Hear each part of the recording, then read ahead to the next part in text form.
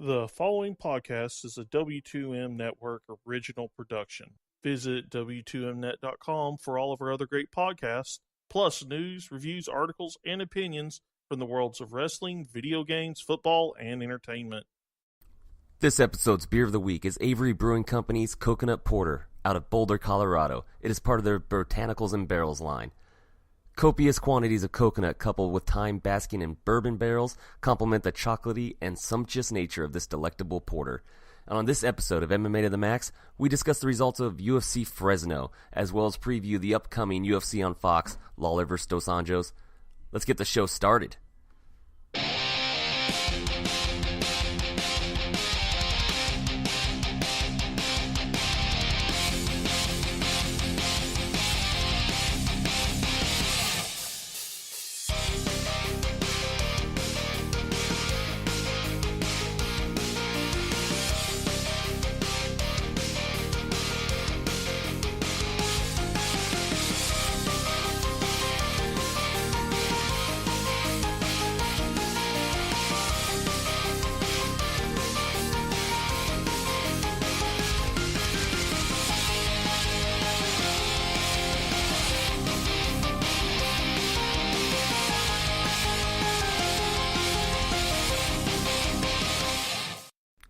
What's up, everybody? Welcome to episode number 23 of MMA to the Max. I am your host, Robert Taylor, and I am joined, as always, by my co-host, Mr. Joseph Hudson, a.k.a. Riverside Joe.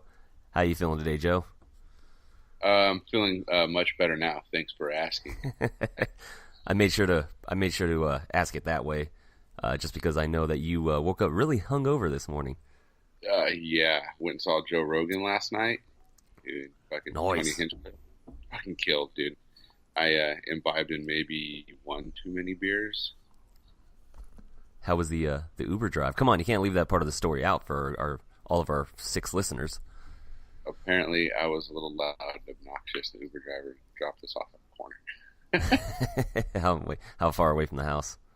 Just right on the corner. My house is on the corner. Oh, he didn't even take you to the driveway or anything, huh? He just said, get out. It's off right there. So needless to say, I didn't. Well, at least you had a good time, man, seeing Joe Rogan. That's pretty cool. Yeah, it was good. He was fucking hilarious, dude. And Tony Hinchcliffe opened up for him, who fucking killed too. Learned awesome. New shit from Hinchcliffe. I don't want to give away any of his bits, dude. That's funny.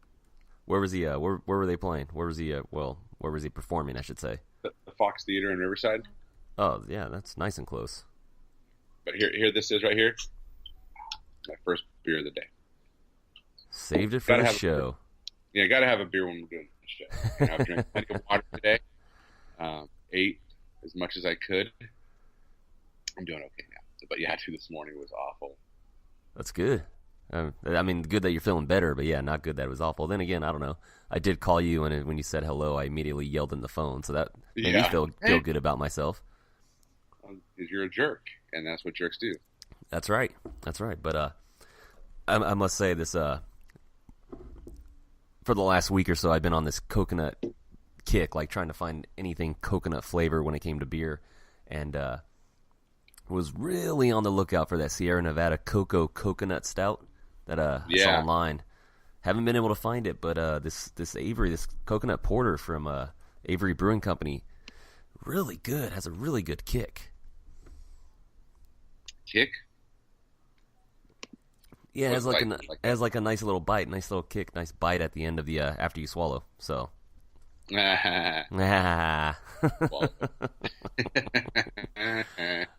so no, I'm just trying to mess with you here.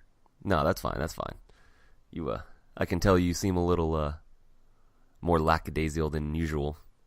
Yeah, I mean, I hung out all day at home, so it's not like I got my normal bursts of exercise and energy and whatnot going, but I'm there. I'm good. Did you get a nap in at least? Yeah, I did. When I put my 2-year-old down for a little nap, I decided to join him, and it was nice, much needed. Well, that's good. Yes, sir. So, let's get this quick piece of business out of the way, because I know it just irks you so much. The winner of this week's MMA to the Max UFC Fantasy was me. Robert the GOAT. Robert the GOAT pulling away from second place overall with 2 events left in the year. I think I'm about like, every 20... time I feel like I get close, he gets further and further away. Yeah, I just she didn't listen to what I said on the last episode about Brian Ortega, that he was going to kick that door down, man. Cub Swanson is the door to contendership in the featherweight division, and Brian Ortega just kicked that door down. He just choked it out. I love Cubby so much, I just can't go against him, dude. I go with my heart too much. You know, I'm loyal to the WEC guys. You know what I mean? That's what it comes down to for me. Your loyalties, I don't know where they lie. You know, I love my WEC fighters, but on the real though, Cub Swanson is just always the bridesmaid, never the bride type of fighter. He's a gatekeeper for the elite. I mean, he's elite himself, but he's not like. There's tiers to the elite in my mind, and there's levels to this shit, man. Yeah, exactly. Like Frankie Edgar said, there's levels to this shit, and Cub Swanson is just on that level below people like Max Holloway and Frankie Edgar, and now Brian Ortega. It's just what he does, man. You don't let him get a hold of your neck. You saw what happened when Cub just kind of so Ortega set it up perfectly in the first round when he almost finished him with the Anaconda, with the Darce Anaconda. I don't remember off the top of my head right now. Yeah, it was a Darsaconda. Yeah, Darsaconda. But you saw him set it up. He threw a shot to the body of Cub Swanson and made him double over, and then he immediately wrapped that neck and wrapped it and took it to the ground. Well, his jiu-jitsu skills are second to none, dude. It's ridiculous training under Henner Gracie, man. That's the type of skill you get training under Henner Gracie, who, in my mind, is the best Gracie when it comes to coaching. Okay, coaching, yeah. Well, he's the best. Yeah, I'm trying to think here. I mean, you have Caesar Gracie, but I don't know. I still think Henner is tops him. Yeah, I think you might be right. I'm thinking, Caesar, but I think Henner's a better coach. Caesar Gracie is awesome and a good instructor. You know, teaches guys that are fucking phenomenal to fight under him. But actually, Henner's smart. He knows fucking jiu-jitsu, and it's all about like the basics. Doesn't get too flashy. It's like do the little things and do them fucking perfect every single time. And that's what you see in Brian T. City. Yeah, and if you saw him when he was talking to, I believe, Karen Bryant, even before the main card started on the prelims, he pretty much explained their game plan. He said, he's gonna catch Cub Swanson, and like I tried to tell everybody last week, I mean, I'm not trying to toot my own horn, but I'm just trying to remind everybody, because for some reason they don't listen when it comes to making picks. But for all of the talk about Cub Swanson being a Brazilian Jiu-Jitsu black belt, his MMA jiu-jitsu is dog shit. It really is. There's levels to this shit, man. Yeah, it just has not translated. He was choked out by Ricardo Lamas. He was choked out by Frankie Edgar, choked out by Max Holloway. He was choked out by Brian Ortega now. It's just... It wasn't a choke out by you know what I mean. He's tapped out by all of them. Yeah. No, that's how he loses, though. He's not going to lose getting outstruck, typically. Well, I mean, he won't get TKO'd, but he's going to get tapped out. And it's just the story of Cub Swanson's life, man. His career. It's the sad truth of it. Yeah, I was hoping training center, or what is the new camp that TJ, right? The training lab. Center, training lab. Yeah. I was hoping they were going to go 3 for 3 with TJ, Shorty, and Cub, but no, not this time. Yeah, I mean, I'm not trying to diss on Cubs. You know, obviously he would kill me, and he's still a great fighter, and he's still one of my favorite fighters that I would love. I still want to watch him fight. You know, I'd still love to watch him fight, but you know, it's just there's just something about him getting caught in submissions in MMA fights. I don't get it. Yeah, I mean his boxing, his kickboxing is fucking top notch, but yeah, he gets on the ground, he gets caught, he leaves his neck out. And that's the thing too, though, about his striking, is it's gotten sloppier and sloppier lately. It really has. He did not look good in the Artem fight. No, the Artem fight, he didn't have to, dude. He knew that Artem couldn't hurt him, so he just went in and thrown haymakers. And he didn't. His striking didn't even look that good tonight, in my mind. I mean, sure, he was landing on him, but these were some waiting punches. He was just wading in, just looping hooks left and right. he just was trying to go for the knockout. There was no technique to it.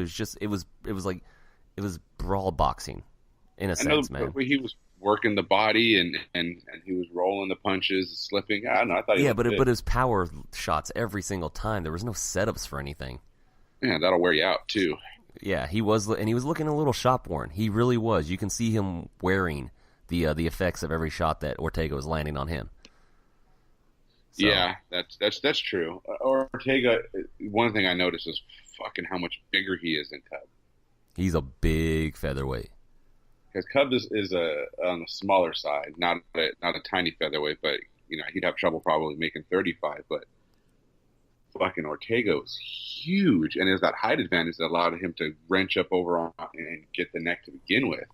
If they were the same height, he wouldn't have been able to grab the neck like that, Yeah, but also at the same time, I mean, Swanson probably didn't think when you got a guy you're pushing against the fence and he's got your neck, about 99% of those people aren't catching shit. But no, Brian Ortega, you don't give him. And the way he was able, in midair, when he was dangling, he was trying to hold on to Cub while choking, the way he was able to adjust his hands while still hanging from Cub was just amazing. I don't think I've seen that, like, in midair like that. No, he was just dangling. It was all his leg strength that he had wrapped around Cub holding him up, and he readjusted his hands, and you could tell once that happened that Cub was done for. Yeah, it was like I think he put his fist in Cub's throat or something, was wrenching on it that way, so it wasn't necessarily like his forearm anymore, or his bicep. He was pressuring his and unfortunately for Cub, he waited a little too long to tap out because he did go out. Yeah. If you say, he went out. He went to sleep. Yeah, it was after the tap, of course, but he went to sleep. You could see it in his body. Tap. And Ortega couldn't tell if he was tapping or they're still trying to fight him, so he did hold on to it for a little longer than he needed to, based on the tap. But I give him benefit of the doubt that he's never been someone who holds too long or does anything like that. Ortega's always been that, and you keep going until the ref stops it. I mean, that's the bottom line. If somebody goes out because they wait too long to tap, then that's their fault. Yeah, no, exactly. And I mean, Cub tapped and Ortega was still holding on, which is fine, and the referee jumped right on it, but Cub was panicking after he tapped, man. He's like, fucking let go. Dude, speaking of referees tonight, what the fuck was up with the refs tonight? Beltran standing up every 15 seconds. When, so the Holtzman-Horcher fight, Mike Beltran, who's usually a good referee, I don't know if he was just overly excited about reffing another UFC event and wanted to please the crowd or what, but yeah. Oh my God! Even Holtzman called him out when he stood him up. He's like, "I'm in mount," and he was. Yeah, and he's punching him in the face as he's trying to get up. He's punching him in the face. He's not beating the crap out. He's peppering him with shots, trying to take out his base. Take his arm out, pepper him with shots, pull his arm down. Like that's fine. It's not the most exciting fight, sure, but fuck, he's in a dominant position, and you stand him up. And then Horcher almost caught him with that like right uppercut and almost dropped him. It was like, oh shit, if that would have ended the fight that way. Yeah, there was a couple refs that were it was Beltran and I forgot the guy's name, but the older ref that was reffing the couple prelim fights, most specifically the Javi Ramos fight against Chris Gruschmacher. It's just like Ramos would be on top of him and every 10 seconds. Let's work. Yep. Let's work. What the fuck are you doing? Like, he's working. Yeah, dude. It's someone who, if you don't train, then you don't get it. Yeah, it's like, can you give it a second? He's trying to improve position. Can you give it a second? He's slowly working position against an elite athlete who knows what he's trying to do, so he's got to find his openings and pick his time. He's not just laying on him like a wet blanket. Yeah, I mean, but at least that old guy didn't, do any really unnecessary stand-ups in that point. But the Holtzman-Horcher, Jesus, Beltran, come on, man. I'm a proponent for no stand-ups, period. I don't care if it's boring if you don't like it. Like Joe Rogan said, if a guy wants to, like Sean Shirk wants to take you down and hold you down for 15 minutes, too fucking bad. Learn to get out from under him. That's right. Figure it out, man. It's part of the game. Exactly. When stand-ups basically take away wrestling from MMA, and wrestling is part of MMA. So, I'm sorry, it may be boring, but you know what? The guy underneath him isn't able to get out, so he's just his fault for it. So, well, yeah, but that's just it. That's dominating someone. I am choosing for this fight to be here. and you can't stop that. So exactly. That's it. Again, I don't like it. It's not exciting. It's not fun, but yeah, I'm not gonna sit there and be like, oh my god, this is a barn burner. But I'm not gonna sit there and be like, well, I mean, I hate the guy for doing that. I mean, who wouldn't want to just take a guy and hold him down for 15 minutes, take no damage, and win a fight? It may not be exciting, but if that's going to be your fighting style, you'll get cut and you can go fight at 1.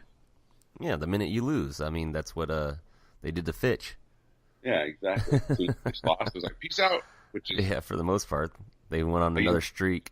Yeah, we give Fitch a lot of shit for being, a wet blanket, but, I mean, he won a lot of fights, and he was good at what he did. Yeah, once his price tag exceeded his worth, then they had to cut ties, and that's what happened. Same thing with Yushin Okami, same thing with Jake Shields. But yeah, with Jake Shields too. Okami, they've had him back and forth still. Yeah, he's back. Yeah. I'm hoping he gets another fight. I haven't heard anything about his next booking, but I'm hoping he gets something. Yeah, it'll be nice, and something where he's not way undersized. Yeah, something more back at middleweight, not 205 against OSP, and not at welterweight, because Jesus, I did not like the way he looked. No, he looked awful at welterweight. Oh man, it's scary looking, dude. I'm surprised he didn't freaking tap out, just walking into the cage. That was a WSOF, right? When he was at welterweight, yeah. Yeah. It might have been switched to the Pro Fighters League by that point, but still same company, Race FO. Yeah. But yeah, he dropped to welterweight for a couple fights, and he was already a big middleweight, so I don't even know. Credit to him, he made weight every time. So yeah, credit to him. What that dude was liver and endocrine system, man. Yeah, no shit, no kidding. Oh man. So I have no segue for this, but I gotta bring it up. But well, no, hey, you know what? Hold on. Segue. Speaking of WSOF. What do you got? The real Marlon Moraes shows up. Damn. And all you bantamweights better watch the fuck out. This is the real Marlon Moraes. This, not the guy that you saw that was tentative against the Sunshine, not the guy that you saw that was tentative against John Dotson. This is Moraes. The one that just knows he's better than you and shows it. And he put Aljamain Sterling out cold. He knocked him out when his eyes were still open. Yeah, he was dabbing on the way down. It was funny. It was awesome. Dabbing out. He was dabbing like, on the way down. He's like, if I'm going to get knocked down, I'm going to get knocked down in style. Bam, dab. It was some class. And Aljo's a good fighter, man. And I mean, I picked Marlon Moraes because we've talked about it before. We know what he's capable of. Just hadn't seen it yet. But I thought Aljo would survive a little bit better than that. Yeah, I honestly thought it would go to decision. I thought Aljo would be able to just kind of use his clinch work, and it would be like a boring clinch fight for the most part, with Moraes probably squeaking out a split decision. But no, this is the real Marlon Moraes, and yep. I'm so glad he's here. And he honestly made Sterling look like he didn't even belong in the same cage as him. He showed him no respect. Didn't have much time to prove his worth either. I mean, that was over pretty goddamn quick. 7 seconds. Yeah, it was crazy. Like and before that too, he dropped Sterling before that. I mean, he had Sterling already reeling. It was the Marlon Moraes show. It really was. Yeah, and well, that's why Sterling went for that takedown that was so far away. And it wasn't sloppy, but he shot from really far away for that double, which is, how Marlon timed his head kick perfectly and caught him with the knee. Oh man, and he went out cold. It was beautiful. It was scary. I like seeing knockouts, but you see a guy get knocked out like that, his eyes are still open, every muscle in his body is stiff for minutes. Yeah, and he was down for a good while. He wasn't even up for the result announcement. They took him off on a stretcher. Yeah, it's nasty. It's bad. Yeah. I mean, he got. Yeah, I heard he was awake and talking to people and was fine, but yeah, they had to take him out on a stretcher. Good job, man. Yeah, he's straight up concussed. I mean, he might want to rethink his future in the sport after that one. He might not have a choice, dude. Yeah, it gets pushed like that. It just, your light off switch becomes like an old fuse breaker or something. Just the slightest little bump and lights out. Right, yeah, and I'm not trying to make fun of Sterling. I actually like Aljo a lot, and I like his team. I like Ray Longo and Matt Serra and all them. So I hope all the best for him. Hope he's okay. And Marlon Moraes is very classy in his post-fight interview, talking about they come in here to try to beat each other up and all that, but he doesn't wish any real injury on his opponent. And doesn't want to see someone get really hurt. But that's just it. Marlon Moraes is a phenomenal fighter, one of the best out there, but he's a decent human being. You know, he doesn't just. I'm going to go back to someone like Mike Perry. He doesn't give two fucks about you. You know, he just wants to hurt you. You know? Marlon Moraes is just different. You know, he's going to hurt you, but he doesn't want to break your arm or knock you fucking to next millennia. We'll see the difference, and this is it right here. This is I'm gonna kind of like take this from the show. I'm gonna export it from the show. I'm gonna cut and paste it. Here's the line right here. Mike Perry's a fighter. Marlon Moraes is a martial artist. That's the difference. That's 100% true. So, and yeah, that's basically it. That's why it's that way. You can tell the difference. There's fighters and there's martial artists, and martial artists are usually the ones that actually just do it for the sport. The other ones just do it because they want to hurt something. Not that there's anything wrong with it. You know, you do it, you do it well. Good for you, but you can tell who's got class and who doesn't. Yeah, it's better that Mike Perry is doing this, you know, signing a contract to fight somebody instead of doing that at a bar somewhere where you can really kill somebody. You know? Exactly. So that's much better for him, and it's better for us because he is an entertaining fighter to watch. On the same note, it was when, you know, TJ and Cody were fighting, how Cody was saying, I'm a real fighter, TJ's just an athlete. Well, in my mind, that's true. And an athlete over a fighter is going to have a higher fight IQ because they're looking at it as a problem to solve, not a punching. 9 out of 10 times the athlete beats the fighter. That's just the way it is. I mean, GSP even proved that with Bisping. Bisping's a fighter, whether anybody wants to agree with it or not. He's also a martial artist in a sense because he does have respect and all that, even though he builds the fight. But GSP is an athlete. 100%. He is. Yes, he looks at it as an athletic endeavor. And that's it. So, performance of the night, we got Marlon Moraes, Brian Ortega, Cub Swanson, and Brian Ortega again. Gave those guys the fight of the night, huh? Yep, fight of the night went to the main event, and then finish went to Ortega, and finish went to Moraes.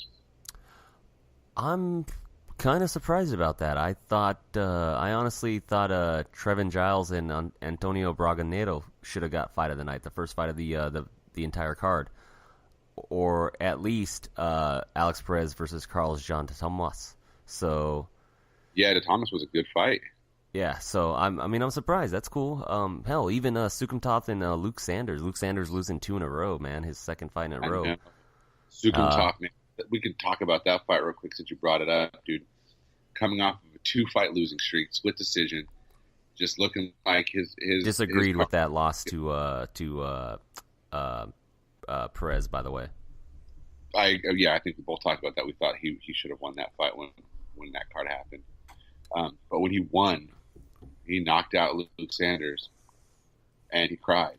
He was like, "Fuck, dude! Think about the pressure that kid was under to perform." Well, he had a lot of hype coming in too as a top prospect, and he loses those 2 close fights. So yeah, I mean, I can sympathize him totally. I can understand why. Yeah, I just love seeing that real humanity in that moment where I can never say his fucking name, dude. It's Sukumtov. Nope, just Sukumtov.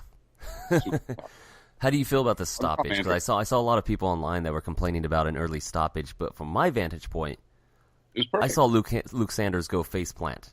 You know, he went face down. He went out for a second, and that's all it takes. He went out for a second. That's what Rosenthal. Good to see you back in the octagon, buddy. Welcome back. Should have never been in jail for selling weed. Oh my God, I can't believe that. Well, it wasn't just a weed. He had, I think, a small arsenal at his house too. I don't think everything was registered, and I think that's what they got him on more than the weed and gun charges or some bullshit. I don't know. Well, either way, yeah, glad to see him back. But he Sanders was out. He was out for a split second. A lot of people are saying that it was way too early, but you know what? Chuck Liddell lost to Rampage Jackson in their rematch in the UFC for the light heavyweight championship the same way. He went out for a split second, and Big John McCarthy stopped the fight, and that's all it takes. When you go limp, when you go out for a split second, the fight's over. And so that's I don't get the outrage for the stoppage. I'm seeing it all over Twitter. I'm seeing it all over Facebook. People are saying it's early. And I get it. I picked Luke Sanders too, and I'm a fan. I like the guy. Oh, but, yeah, same here. He lost. It was fair. He got stopped. He got stopped. He's not going to be too upset about it because he's still going to be going home to Becky Lynch. So, poor guy. Yeah, poor guy. Man. He's going to take his frustrations out on her. Not like physically beat her up. That's not what I'm saying at all. No, but I'm not accusing Luke Sanders of being a domestic violent person. I don't think he cares. He has no idea who the hell we are. Dude, you have no idea. Everybody knows who we are. I did get followed by I did get followed on Instagram today by Alexei Olnik, so that's cool. Hey now. Yeah, so things are getting a little serious. Yeah. I want to talk about the Marlon Moraes fight real quick. I want to talk about who I think should be next. I texted you this earlier. I texted a couple people, and I put it all over Twitter, and it was blowing up because I guess, and apparently, I'm starting a revolution here. Revolution. They need to book Marlon Moraes versus Cody Garbrandt next. I agreed with you, but I also thought Jimmy Rivera would be good. But yeah, as you had mentioned, he's already got a fight. Yeah, he's scheduled with Lineker in about 2-3 weeks, the end of the year show. Yeah. And I think that if he beats Lineker like I think he does, then he should get the title shot against TJ after TJ's done with the DJ thing. See, that's just it. I mean, this is going off on tangents. Is DJ going up to 35 to hold 2 belts, or is TJ going down to 25 to try to hold 2 belts? From all accounts, from everything that's being talked about, it looks like TJ is going down to fight at flyweight. Which makes sense because DJ's been talking about, dude, I'm just going to defend this belt. It makes sense for that, but it doesn't make sense to me because I think if anybody should get the opportunity to win 2 titles in 2 different weight classes, it's Mighty Mouse. Yeah, he's the new face of T-Mobile. Not T-Mobile. What is it? What's their every commercial Boost I see Mobile. has him on it. Boost Mobile, yeah. Oh, so but and not to mention he broke the record for title defenses, and he one of the pound for pound best. I mean, he should be able to dictate which fight he gets next. Yeah, I'm not even entirely sure that fight gets made because Mighty Mouse made a good point about it. He's like, look, if they want me to do the super fight, they need to pay me super fight money. And I'm totally in agreement with him. Yeah, that's why it's called a super fight, right? It's not called a super. Exactly. And if they don't pay him, that fight doesn't get made. And I'm on Mighty Mouse's side in that case. Oh, I'm 100. I've been on his side for the whole thing, even though I did, and at the same time didn't want to see him fight TJ back when the whole thing was brought up. Well, he was saying, look, dude, I'm trying to break, a record here. I don't want him to come in, miss weight, mess things up. Show that he can make weight first. Let's do this. Or make it a real super fight. If it was a belt versus a belt, that would make sense. So I've been on his team the whole way. And anytime it comes to a fighter asking for more money, 9 times out of 10, I'm going to agree with them because just like what happened with Aljo today, your lights can get shut off, man, and they can get shut off in fucking some serious ways. So pay these men what they deserve.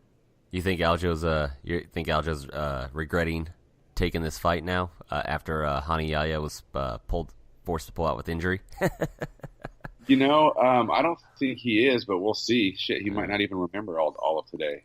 Yeah, it'll take a couple days before he remembers what happened. Have you been knocked out, concussed more than once in my life? Sometimes the entire day is quite foggy. So yeah, also on the main card, our boy, Eric Anders, absolutely dominated Marcus Perez, making his UFC debut, former LFA middleweight champion, just as Anders was before getting called up. The judges this was like kind of like a theme for some of the judging tonight. But one judge had it 30-27 for Anders. Or I'm sorry, 30-26 for Anders. One judge had it 30-25, which is what I scored it because I thought the last 2 rounds were easily 10-8s. Yep. The other judge scored it 29-28. One judge gave Marcus Perez a round in a fight he was absolutely dominated in. It would have had to have been the first round, but he didn't really do anything. He took Eric down for a second. And Eric took over and started beating on him. Yeah, and Eric swept him, got on top position, threw some punches. It was nothing extraordinary from either of them in that exchange, but that's all that he had.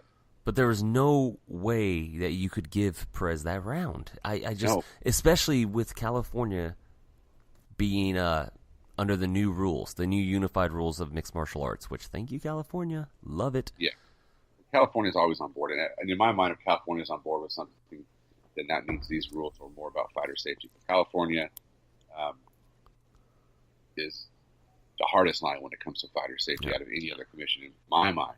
Yeah, and I don't know which judge it is off the top of my head, but the one that gave him 30-25 is the one that's actually paying attention to the new unified rules and the new judging criteria.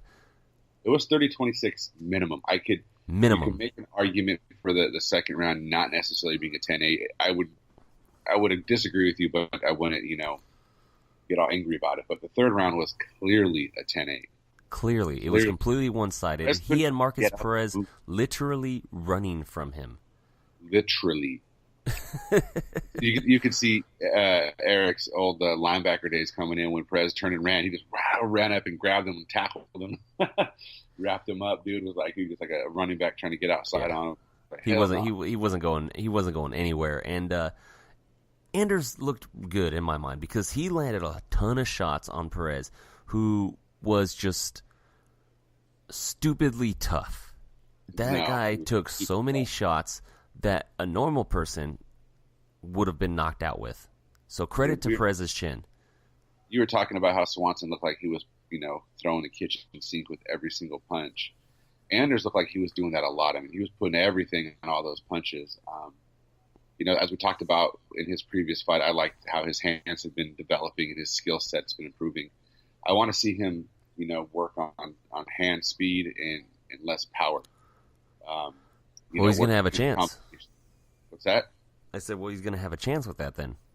Yeah. Because he called out Lyoto Machida in his post-fight interview, and I'm on board with that fight. Yeah, I believe he said he'd like to fight Machida when we interviewed him too. One of the fights that he thinks he'd like to get soon. He said 1 or 2 more fights, and I'd like to get into with Machida. Yeah, he was talking. He's wanting to fight Machida, and at this point now, with Machida just coming back, being knocked out by Derek Brunson, this is the time to make it because Machida is not ranked. At least last I checked. Yep. And if he is ranked, he's like low 15, like 13, 14, 15. Anders says he wants to go down to Brazil and do it, and if that's the case, I'm on board because Anders is going to touch that chin, and Machida's going to go 9-9.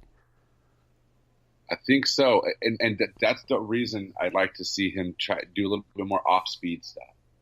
I think that off-speed, Nick Diaz style, you kind of go off-speed, then boom, boom, pick it up the last couple, and you put the power in, the last 2 punches in a 4 to 5 punch combination. And that's, to me, because Eric has the power. There's no question the kid has power in his hand. Perez just has a hell of a chin. Perez is just too tough for his own good. But I think something like that. Again, I'm maybe being a little because I like him so much, and I want to continue to watch him develop. I'm just trying to think outside the box. We don't want to push him too far, though. We don't want the UFC to push him too far too soon. Well, there's not a ton of great depth at 85 right now.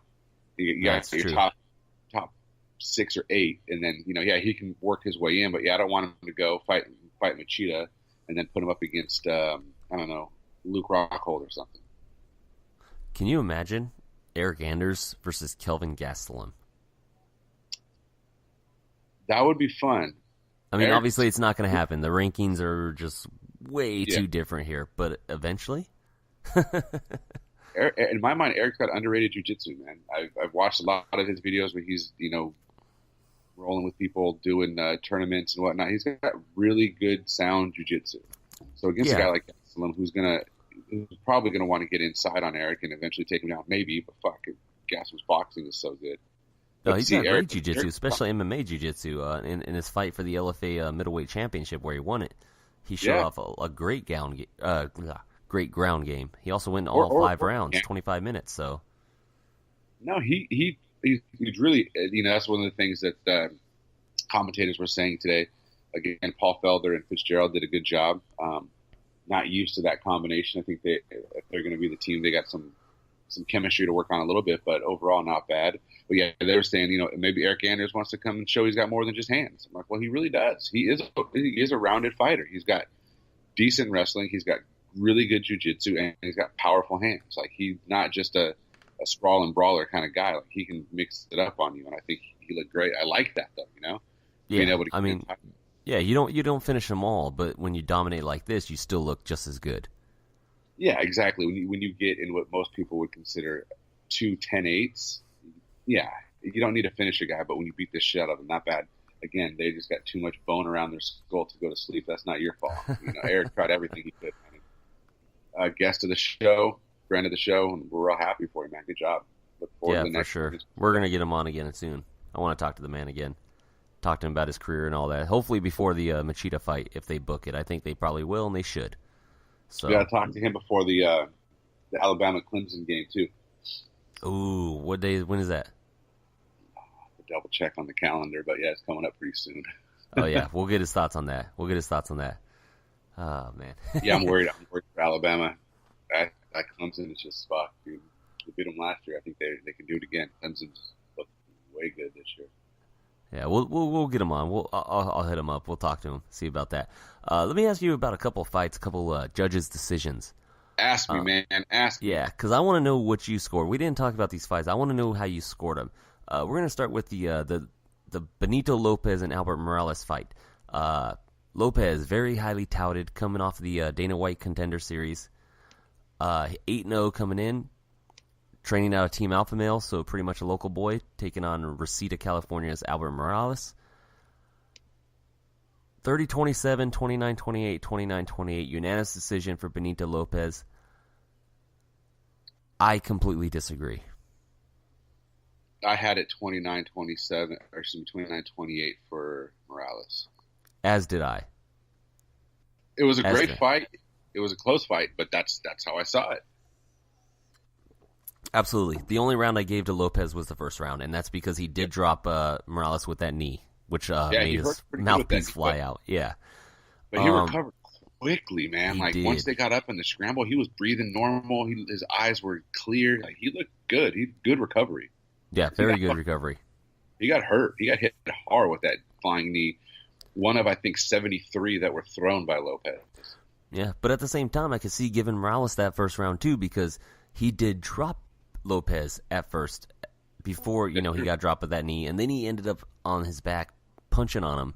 I mean, standing. Granted, they were standing, but he was still punching him from his back to end the first round. So I could see giving that round to Morales. I could see how any judge gives the third round to Lopez is absolutely insane. He threw a third of the number of punches, didn't land half of those. Morales threw, again, 3 times as many. I don't have the CompuStrike numbers in front of me. I'm going off memory, but he threw way more punches and landed a half of the punches he threw.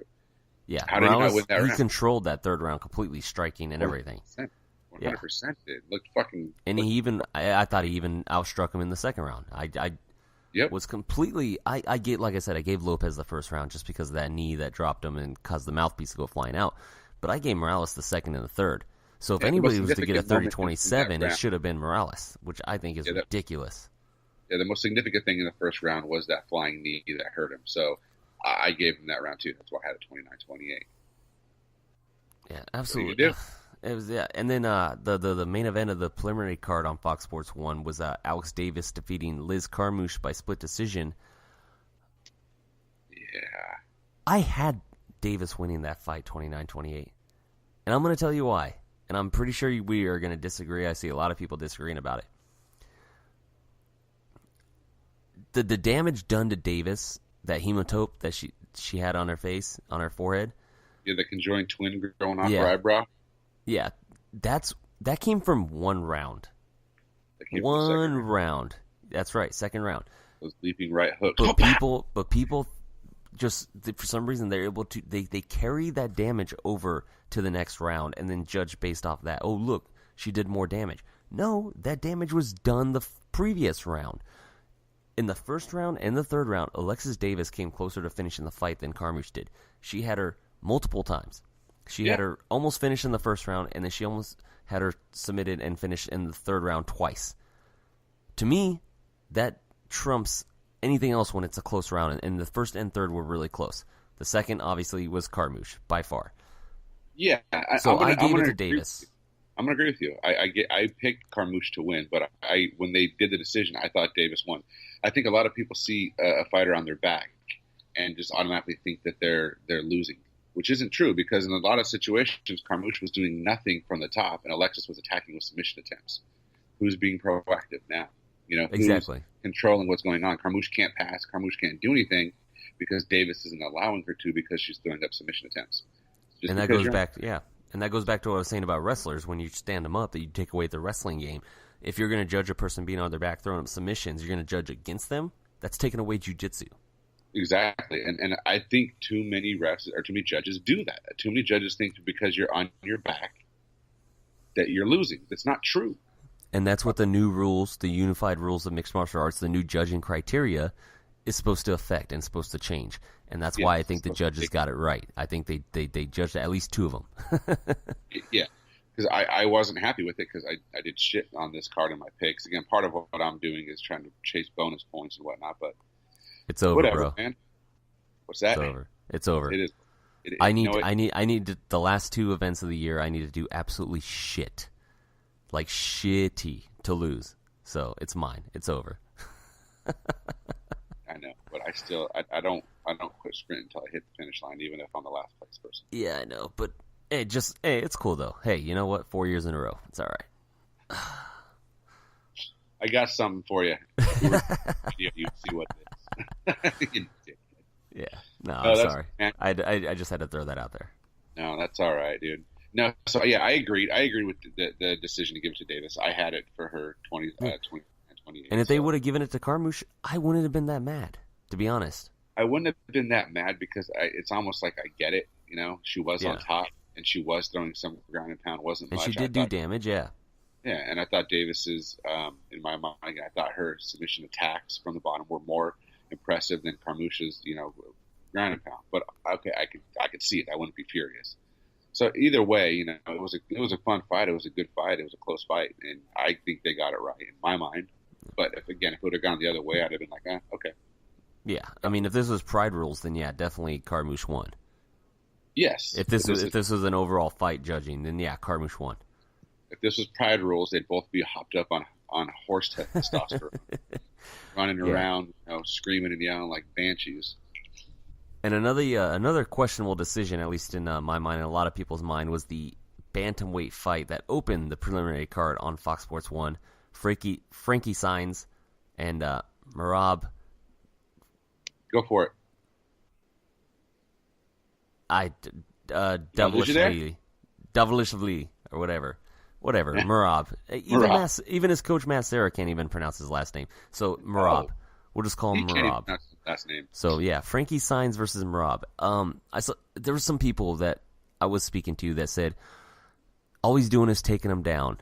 You shouldn't score that. All he's doing is taking down. He's not doing anything with them. Yeah, well, how are you supposed to judge the fight and give Saenz a victory when he's getting taken down 300 times a fight? Yeah, the way I look at it is, a takedown is worth 10. A quick pop-up and scramble is worth 9, right? So you get taken down. If you scramble up, they're almost negated. But if that's the only thing that happened in the round, he took you down. Yes, you scrambled back up, but he still took you down. He made you go somewhere you didn't want to go. Yeah. So, or she, I'm sorry for being sexist about that, but he or she. So if Merab picked him up and dropped him, tripped him, took him down 15 times, but Frankie popped up every single one of those 15 times, he's still 15 points behind. In my mind, he loses the round. That's a great point and a great way to great way to put it. I mean, so Sainz did land a lot of shots, a lot of knees to the body, a lot of punches to the body, and he easily outstruck him. I mean, there's no question about that. And normally you would say, oh, okay, yes, Sainz, did the most damage and all that. But he was taken down 2,000 times. Yeah. It's at what point do you just say, okay, wait a second? It's based off effective striking and grappling. It's not striking then grappling. That's what a lot of people fail to realize. It's effective striking and grappling. Then it's aggression and octagon control. There's no order of 1, 2. There's striking, grappling 1, aggression, octagon control 2. That's basically what it is.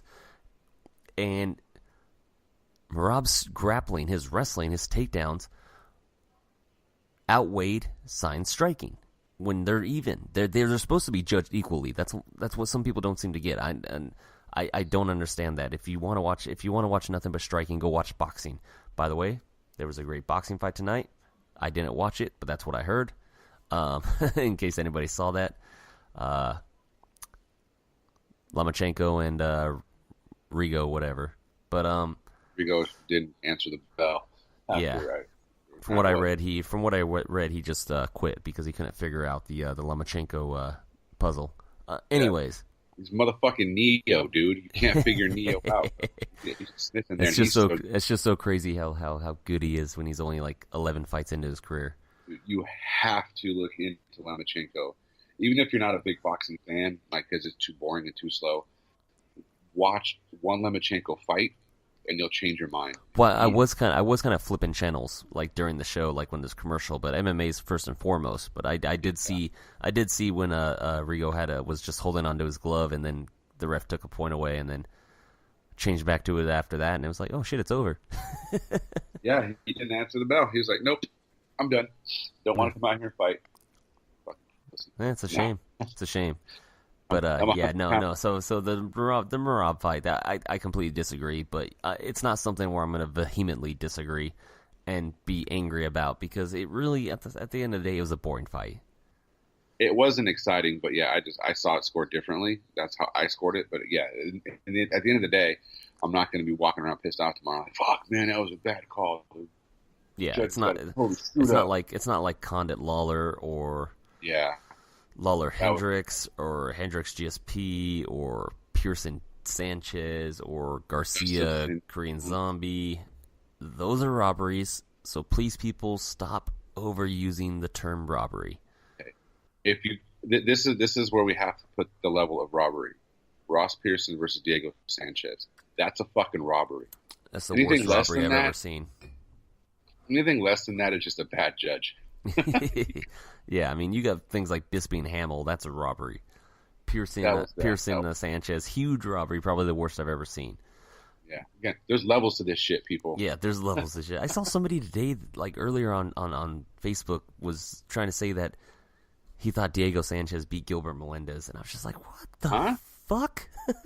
Well, he beat Gilbert's hands with his face. Yeah, he's like, I'm gonna hit this guy's fist with my face. Judges love that shit.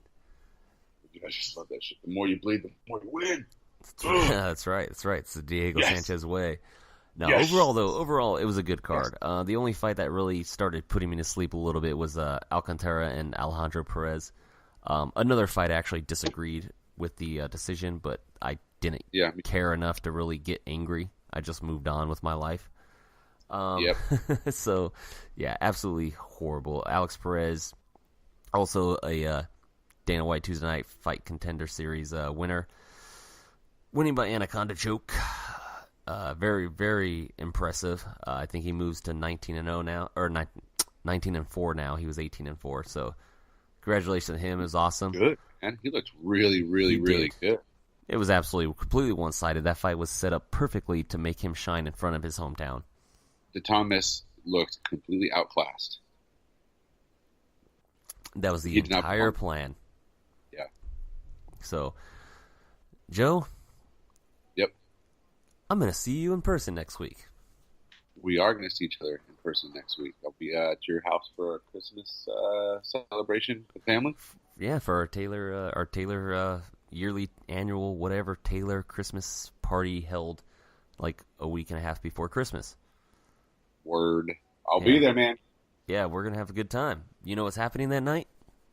I do. I'm a little excited about it. So yeah, that's UFC on Fox. Lawler versus Dos Anjos, also known as UFC on Fox 26. It's a shame they're going to lose the UFC on Fox shows because Fox is not going to pay that money. You don't think so? No, the ratings are not good enough. I don't blame them. It's kind of sad. In the main event, Lawler, Dos Anjos. Very, very interesting and intriguing fight. Especially because the winner's the number one contender to the welterweight championship. 100%. Dana White's confirmed it, but then again, can't really trust what he says when it comes to that. He'll take it away anytime. I still believe that the winner will get the title shot. I'm leaning towards Dos Anjos. I really am. And I'm leaning towards Lawler. And when Dos Anjos doesn't take Lawler down at will, you have a full minute on the following episode to tell everybody how. I never said Dos Anjos was going to take him down at will. I'm just saying he's going to get him down and he's going to get a submission on him. Let's not forget that Dos Anjos still has the King's MMA striking to complement his takedown game and his submission game. Oh no! Look, I'm not taking anything away from Dos Anjos. The great striking that he has developed isn't as good as Robbie Lawler's striking. No, but it's good enough to hang until he gets in there and gets a trip. We'll see what happens, dude. I don't know. You're telling me that Robbie Lawler doesn't hit harder than Eddie Alvarez? Dos Anjos is going to be able to withstand more punishment now that he doesn't have to worry about the weight cut like that. He's not going to be as drained. Dude, but Lawler hits hard as a fucking Mack truck. True, but that Alvarez shot was really lucky that he caught. Maybe. In my mind, because Alvarez was getting tagged and pieced up in that Dos Anjos fight, and then he just threw a haymaker that caught him. Yep, hit him in the right place at the right time. Also on the card, welterweights going down, trying to move up in the rankings. I am really excited for this fight. Like, I might be more excited for this fight than the main event. Ponzinibbio Perry? Yeah, Santiago Ponzinibbio and Mike Perry. That is going to be electric. That's going to be fireworks, man. I cannot wait. Somebody's getting knocked out. And I actually think it might be Ponzinibbio. I think it's going to be Ponzinibbio, too. I think Mike Perry has trouble with super technical strikers. Ponzinibbio is great. He's a bit more of a brawler than technical. So I think he's going to get clipped by Mike Perry. Yeah, I think Perry's going to... Yeah, I agree. He's going to catch him. Ponzinibbio, replays and still pictures showed in his last fight his major super victory over Gunnar Nelson. He got away with quite a few eye pokes that led to his victory. Yeah. And I mean, sure, if he does that again, he could beat Perry. I mean, he could still beat Perry. He can land on Perry, but Perry can take a shot. And I'm not sure Ponzinibbio can take the same shot. Dude, and again, they're different shots, man. Perry hits fucking hard.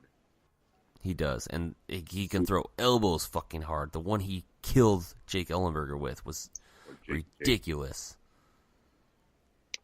Poor Jake. He got fucking knocked out so bad. Yeah, Jake's... Oh, man, that guy's career went downhill. Once Martin Kampman beat him, once Martin Kampman knocked him out and stopped his big winning streak, it was just downhill for Jake Ellenberger. Yeah, that's when we talk about like Alja. That's what kind of worries me about him. Like, okay, was this a knockout that just puts him on a different path? You know, that's very possible. Let's see. Another guy I'm hoping that this doesn't happen to because he's a really personal favorite of mine, and I was really upset that he lost his last fight. I'm glad to see him back, and I think this is a very Are you trying to steal my thunder here? I'm trying to set it up. I feel like I'm taking your punchlines, and it's fun for me. You are. You're taking it. I'm trying to set everything up so people get the full concept of it, the full grasp, the whatever. The gravity of it all, man. Yeah. Misha Serkinov returns after coming off of that stunning, at the time at least, very stunning knockout loss to Volkan Ozdemir, taking on former number one contender to the light heavyweight championship, Glover Teixeira. Teixeira's way worn out at this point, man. He's getting close to retirement, and I think Serkinov is going to run right through him. I'm leaning that direction too, but it's a close fight. I don't know if he's going to run through him. But yeah, Cirkunov from the TKO on third round maybe. The only thing that gets me worried about it is Cirkunov took that shorthand, like that really short punch that looked like it had no power to it, behind the ear from Volkan Ozdemir in his fight. Was that a fluke, or because it didn't look like it was that hard of a punch, or does Cirkunov just have a weak spot? That's what gets me a little worried.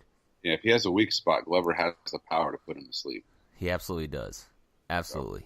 And it makes it a very intriguing fight. Talk about one fight real quick on the preliminary card on Fox Sports 1.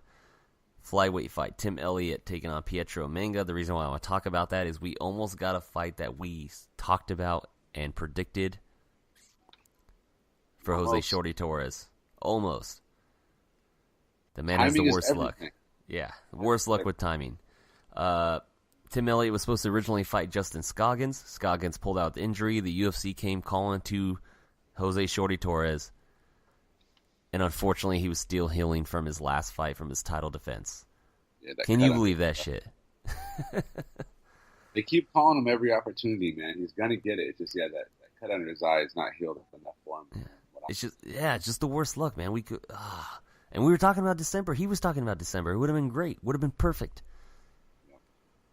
Against Tim a shame. Elliott, the former flyweight champ at Titan.